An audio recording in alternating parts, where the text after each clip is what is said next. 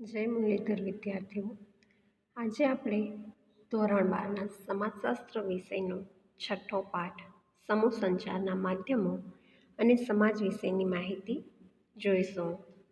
તો આનાથી અગાઉના વિડીયોઝમાં આપણે સંચારની વ્યાખ્યાઓ, સંચારની લાક્ષણિકતાઓ જોઈ લીધી છે. તો એના પછીનો પોઈન્ટ હવે આપણે સંચાર પ્રક્રિયાઓ વિશે માહિતી મેળવીશું. તો હવે આપણે જોઈએ કે સંચાર પ્રક્રિયા એટલે શું. કે સંચાર પ્રત્યેક માનવ સમાજની અનિવાર્ય જરૂરિયાત છે. સંચાર વગર માનવ સમાજની કલ્પના પણ ન કરી શકાય.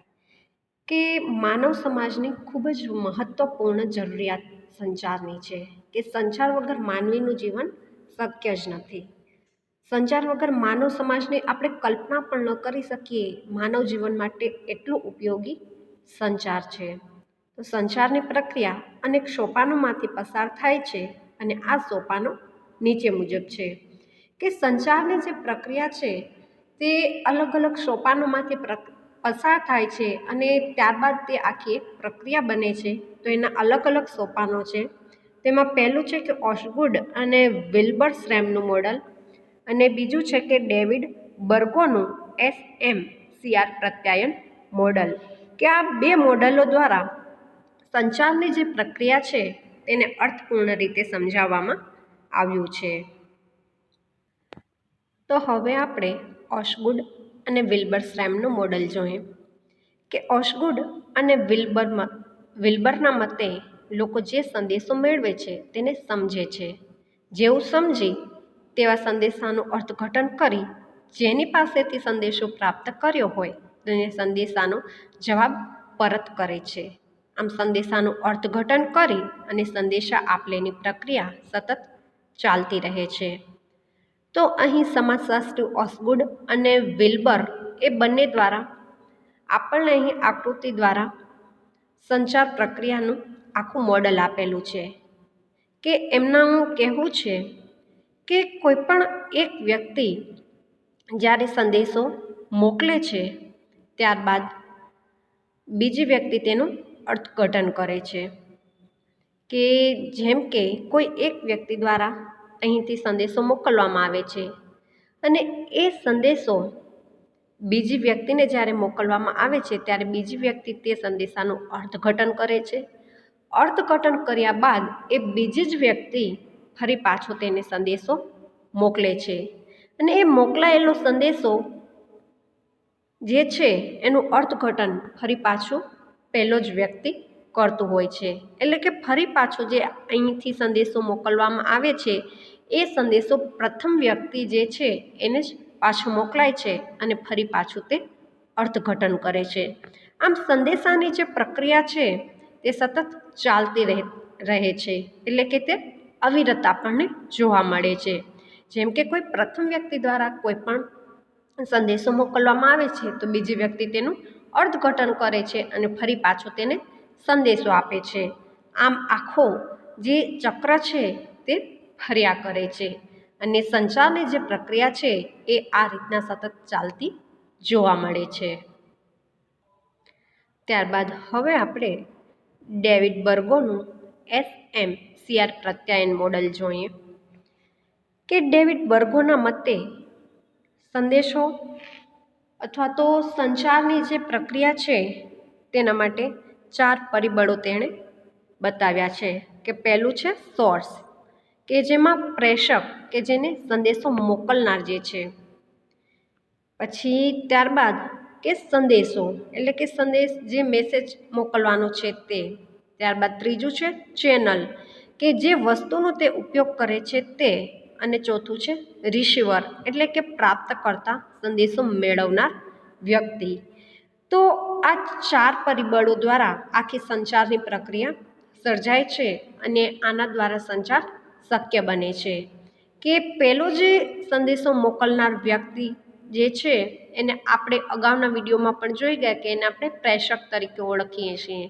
તો સંદેશો મોકલનાર વ્યક્તિ પોતાનો જે મેસેજ અથવા સંદેશો છે તે કોઈ પણ માધ્યમ એટલે કે ચેનલનો ઉપયોગ કરી અને પછી તે પોતાનો સંદેશો મોકલે છે અને પ્રાપ્તકર્તા એટલે કે સંદેશો મેળવનાર વ્યક્તિ જે છે તે સંદેશો મેળવી લે છે.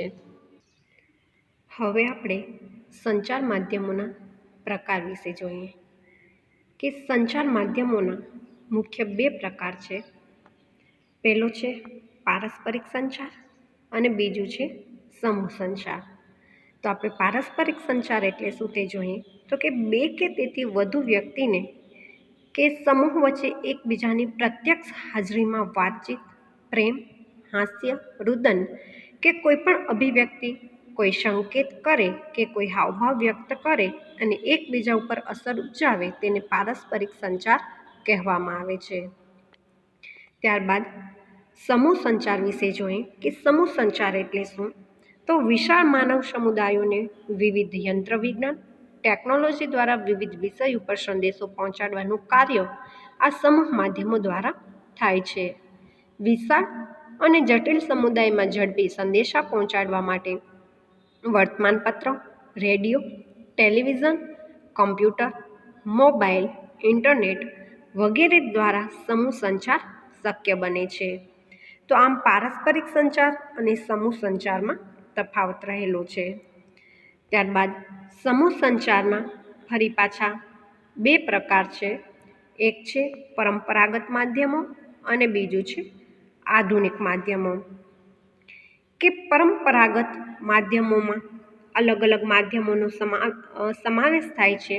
તે જોઈએ તો પરંપરાગત માધ્યમોમાં લોક સાહિત્ય, લોકસંગીત, કઠપૂતળીનો ખેલ, ભવાઈ અને લોકનાટ્યનો સમાવેશ થાય છે. જ્યારે આધુનિક માધ્યમોમાં આપણે જોઈએ તો આધુનિક માધ્યમોના ફરી પાછા 2 પ્રકાર પડે છે. મુદ્રિત માધ્યમો અને બીજું છે વિજાણુ માધ્યમો. તો મુદ્રિત માધ્યમોમાં આપણે જોઈએ કે મુદ્રિત માધ્યમો એટલે કે જેમાં છપાયેલા કે જેમાં કોઈ પણ વસ્તુનું મુદ્રિત થયેલું હોય. તો મુદ્રિત માધ્યમોમાં વર્તમાનપત્રો, પુસ્તકો, સામયિકો, ચોપાનિયા, બેનર, હોર્ડિંગ વગેરે બાબતોનો સમાવેશ થાય છે. જ્યારે વિજાણુ માધ્યમો એટલે કે એવા માધ્યમો કે જેને આપણે જોઈ શકીએ, સાંભળી શકીએ તો એ બધા માધ્યમોનો વિજાણુ માધ્યમોમાં સમાવેશ થાય છે. તો વિજાણુ માધ્યમોમાં રેડિયો, ટેપ રેકોર્ડર, ફોટોગ્રાફી, ફિલ્મો, television, computer, internet, mobile telephone વગેરે બાબતોનો સમાવેશ થાય છે. તો અહીં આપણને સંચાર માધ્યમોના વિવિધ અલગ પ્રકારો જોવા મળે છે. તો હવે તેની આપણે વિસ્તારપૂર્વક માહિતી જોઈશું. તો સંચાર માધ્યમોના પ્રકારોને હવે આપણે વિસ્તારપૂર્વક જોઈએ કે સંચાર માધ્યમોને ધ્યાનમાં રાખી અને તેના 2 પ્રકાર પાડી શકાય છે. પહેલું છે પારસ્પરિક સંચાર અને બીજું છે સમૂહ સંચાર. તો પહેલાં આપણે પારસ્પરિક સંચાર વિશે જોઈએ કે 2 કે તેથી વધુ વ્યક્તિ કે સમૂહ વચ્ચે એકબીજાની પ્રત્યક્ષ હાજરીમાં કે 2 અથવા તો તેનાથી વધારે વ્યક્તિઓ અથવા તો કોઈ પણ સમૂહ વચ્ચે પ્રત્યક્ષ જે હાજરીમાં લોકોની વાતચીત થતી હોય, પ્રેમ, હાસ્ય, રુદન કે કોઈ પણ અભિવ્યક્તિ, કોઈ સંકેત કરે કે કોઈ હાવભાવ વ્યક્ત કરે અને એકબીજા પર અસર ઉપજાવે તેને પારસ્પરિક સંચાર કહેવામાં આવે છે.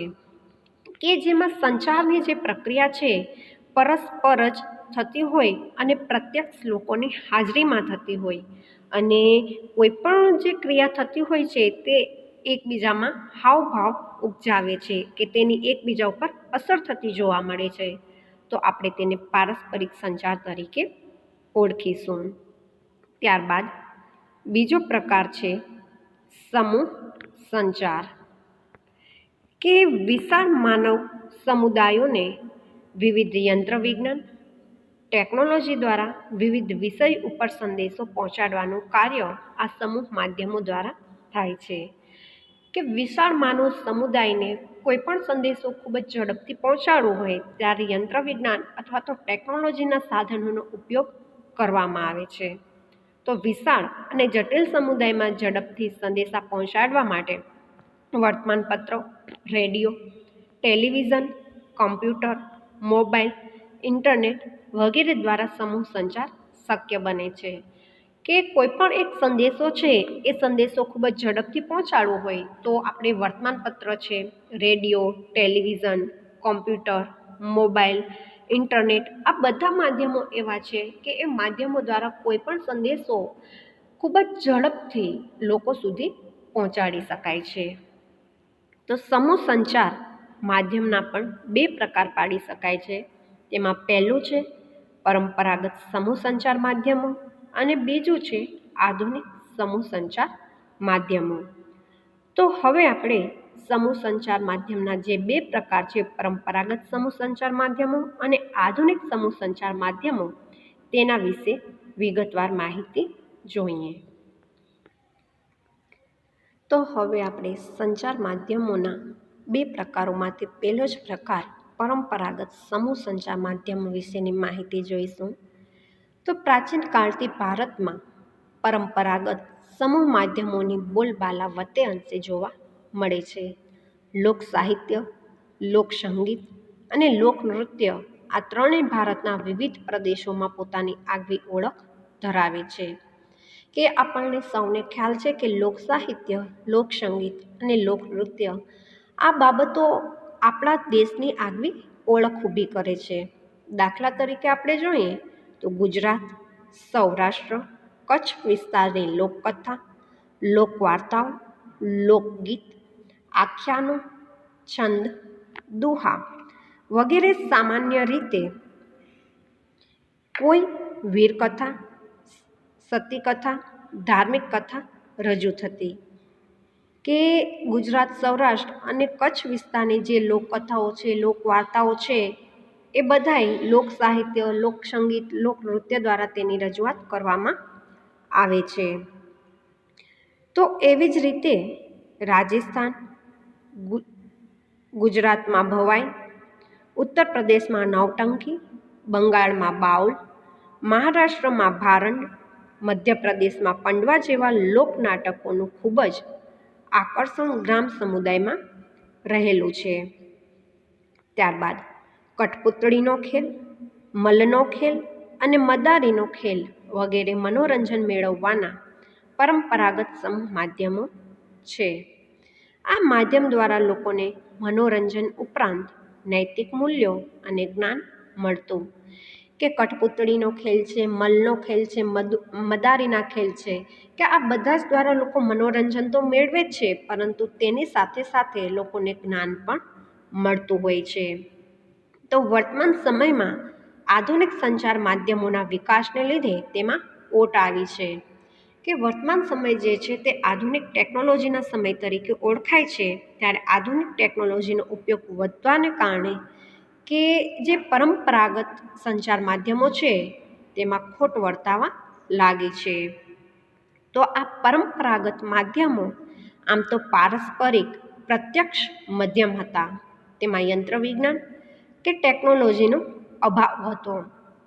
કે પરંપરાગત જે માધ્યમો હતા તે પારસ્પરિક ખાસ કરીને પ્રત્યક્ષ રીતના જોવા મળતા હતા. કે એમાં કોઈ પણ જાતના યંત્રનો અથવા તો ટેકનોલોજીનો ઉપયોગ કરવામાં આવતો ન હતો. માત્ર તે ખાલી માનવ શરીર, માનવીની વાણી વગેરે જેવી બાબતોનો જ ઉપયોગ કરી અને પરંપરાગત જે માધ્યમો છે તેના દ્વારા લોકોને મનોરંજન પૂરું પાડવામાં આવતું હતું. તો ગ્રામજનો સામાજિક, ઐતિહાસિક, ધાર્મિક પ્રસંગોને લઈને મનોરંજન સાથે ભાવાત્મક અને નૈતિક મૂલ્યો પોતાની લોકકથા દ્વારા રજૂ કરતા. કે ગ્રામજનો જે છે તે પોતાના સામાજિક, ઐતિહાસિક કે ધાર્મિક પ્રસંગોને લઈ અને કોઈ પણ સમયે મનોરંજન કે ભાવાત્મક કોઈ પણ મૂલ્યો છે તે પોતાની લોકકથા દ્વારા રજૂ કરતા જોવા મળતા હતા. તો ટેલિવિઝનના કારણે ગ્રામ સમુદાયમાં પરંપરાગત માધ્યમ મોટે ભાગે અસ્ત પામી રહ્યા છે. કે ખાસ કરી અને ટેલિવિઝનનું જ્યારથી પ્રમાણ ખૂબ જ વધી ગયું છે ત્યારે ગ્રામ સમુદાયના જે પરંપરાગત માધ્યમો છે સંચારના તે હવે અસ્ત પામી રહેલા જોવા મળે છે કે પરંપરાગત સાધનોનો ઉપયોગ વર્તમાન સમયમાં ખૂબ જ ઓછો જોવા મળે છે. તો અહીં આપણે સંચાર માધ્યમોના પરંપરાગત સાધનો વિશેની માહિતી જોઈ. આના પછીના વિડીયોમાં આપણે આધુનિક સમૂહ સંચારના માધ્યમો વિશેની માહિતી જોઈશું. અસ્તુ.